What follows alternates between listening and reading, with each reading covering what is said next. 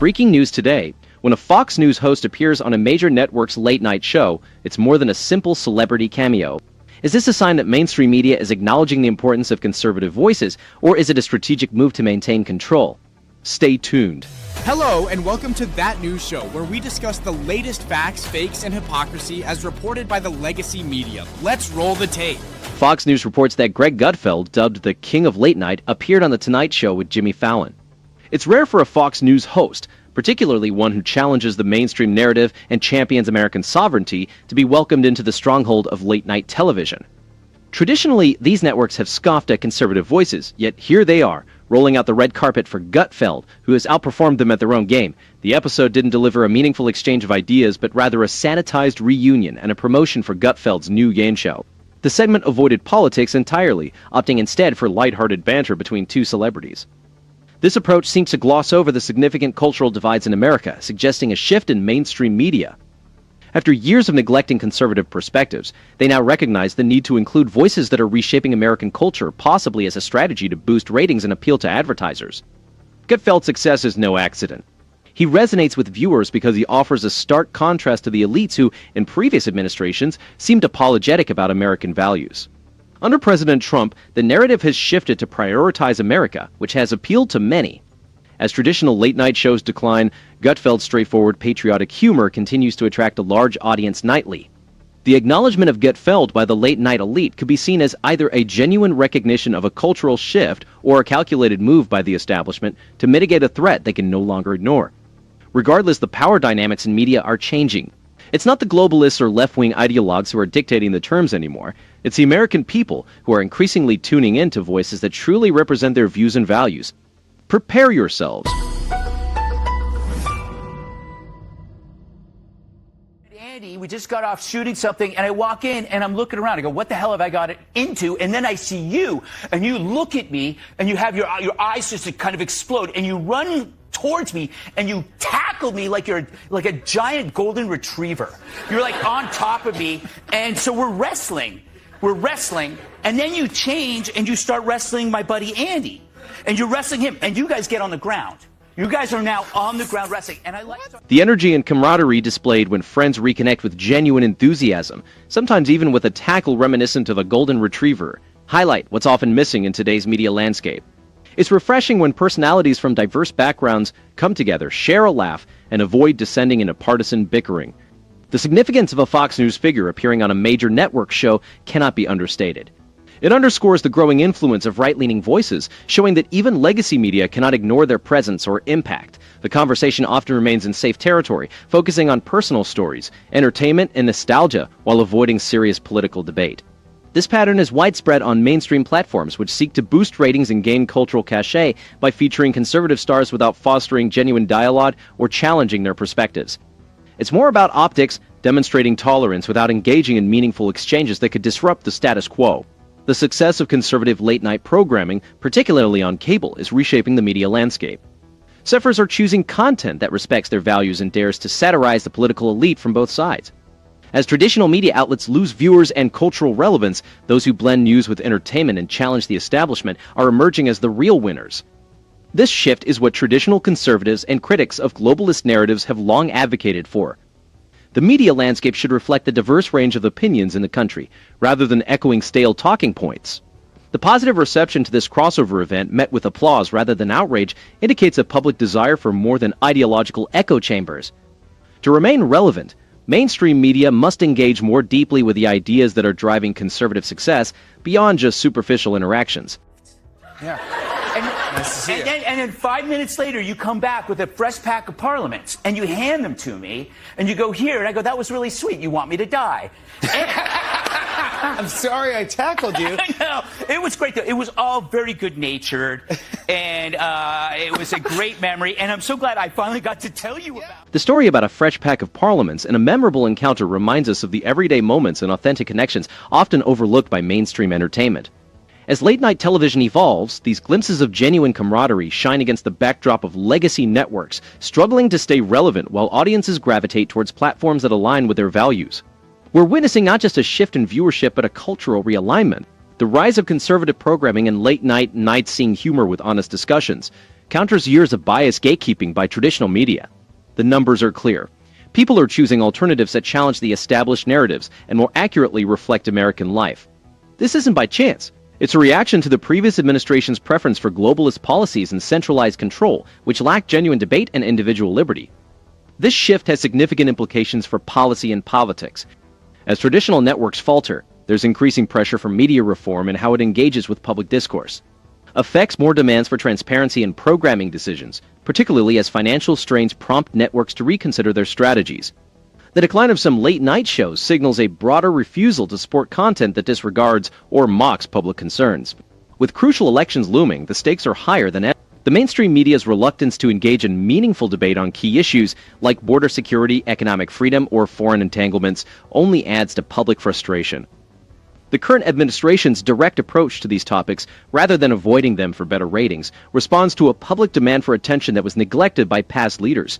This resurgence of conservative voices in media isn't just about entertainment. It reflects a wider movement for accountability, sovereignty, and the reaffirmation of American values. Audiences are clearly tired of being patronized. They crave programming that respects their intelligence and a right to question the status quo.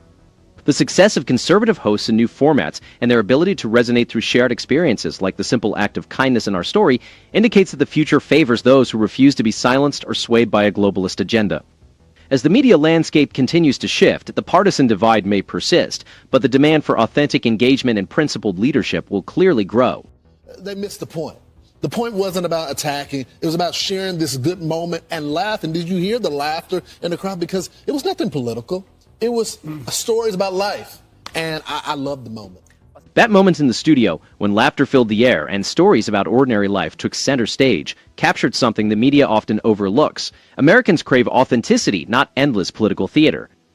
The genuine, spontaneous reaction of the crowd reminded us that shared experiences and humor can still unite us, despite many television programs aiming to divide.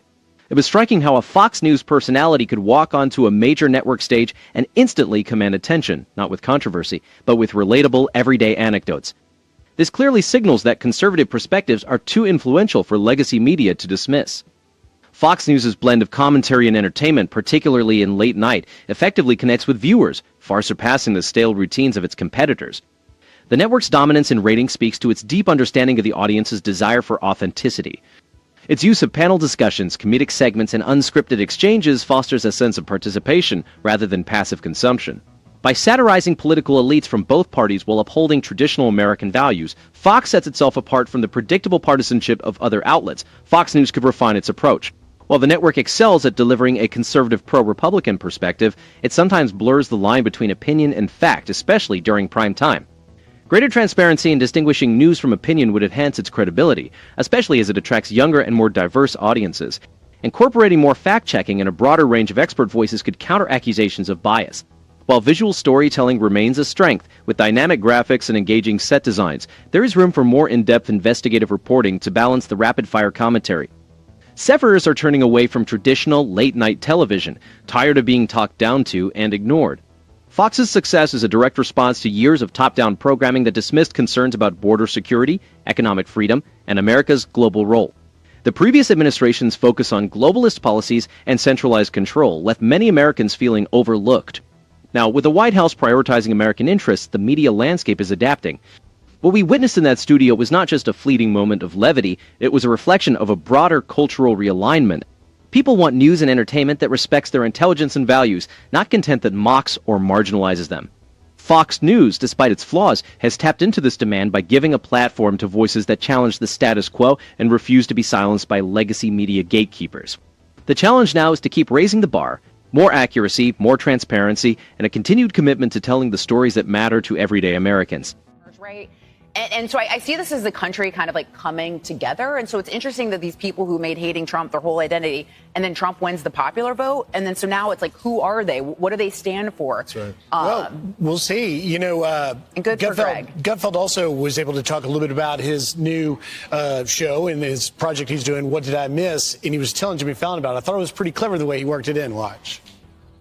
I'm excited about this. Oh, this is a the greatest idea for a game show, because you ever wonder about the people that get sequestered for like The Bachelor or Love Island? They miss all this news and they come out. They have no idea that like who was elected president or that their husband left them for a maid. All these things, none of these things they know. And I thought, that's the show. When they come out, we quiz them on the news, fake or false, fake or false. And with Trump, you can't tell. Because like, for example, imagine somebody says to you, true or false, the president demands an annexation of Canada. Yeah, no. But it's Trump. The country is witnessing a significant moment of cultural convergence, as even those who have built their identities around opposing the president are now grappling with an identity crisis following his popular vote win. For years, this segment of the population has defined itself by opposition rather than by proactive stances. The broad support for their adversary prompts a critical question: what remains of their platform beyond mere opposition? This shift is reshaping not only political discourse but also the media and entertainment sectors. A recent example is the introduction of a late-night game show by a leading conservative voice, which satirizes the difficulty in distinguishing real news from fabrication. The show features contestants emerging from media isolation, challenged to differentiate between actual headlines and parodies. This premise underscores the blurring lines between news and entertainment, exacerbated by networks that once positioned themselves as truth arbiters. The show's humor, which includes absurd questions like whether the president demanded the annexation of Canada, sharply critiques the media's preference for sensationalism, particularly regarding conservative leadership. This transformation in late-night TV reflects deeper economic and cultural shifts. Traditional networks are losing viewers and advertising revenue as they cling to outdated models and partisan approaches. In contrast, new conservative programming is drawing viewers from all demographics, signaling a significant shift in consumer behavior. Households are increasingly choosing content that aligns with their values over that which mocks them. From a financial standpoint, the decline of legacy late-night shows with their unsustainable business models highlights their failure to adapt in a fragmented media landscape. Conversely, the success of audience-focused alternatives underscores that respecting viewers' intelligence and priorities is not only good politics but also good business. This success translates into increased ad revenue and stronger network negotiating power. The impact of this realignment extends beyond television. Advertisers, once cautious of controversy, are now pursuing platforms that offer genuine engagement. This shift is influencing various sectors, from consumer goods to financial services, as brands adjust their strategies to resonate with a more assertive and discerning public. The broader economic implications are significant. As more Americans turn away from globalist narratives and centralized control, there is a growing interest in policies that prioritize domestic industries, energy independence, and economic sovereignty. The administration's focus on fair trade, deregulation, and defending American jobs is gaining traction among families who felt overlooked by previous policies centered on international affairs and bureaucratic growth. The result is evident in household finances. Lower taxes, reduced inflation, and a revitalized manufacturing sector are boosting families' economic confidence.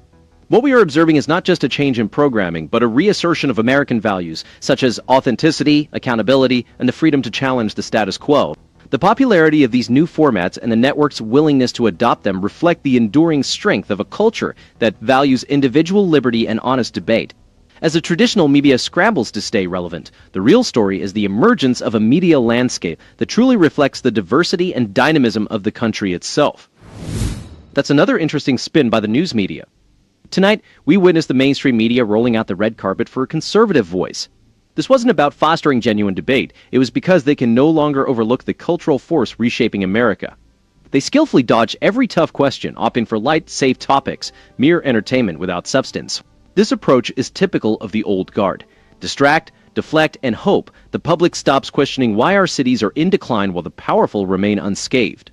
The previous administration left us with chaos and decline. Now, under President Trump, we seek answers and accountability. Consider this: who truly benefits when dissent is merely a sideshow? We look forward to reading your comments. Please don't forget to like and subscribe. We will see you on the next one.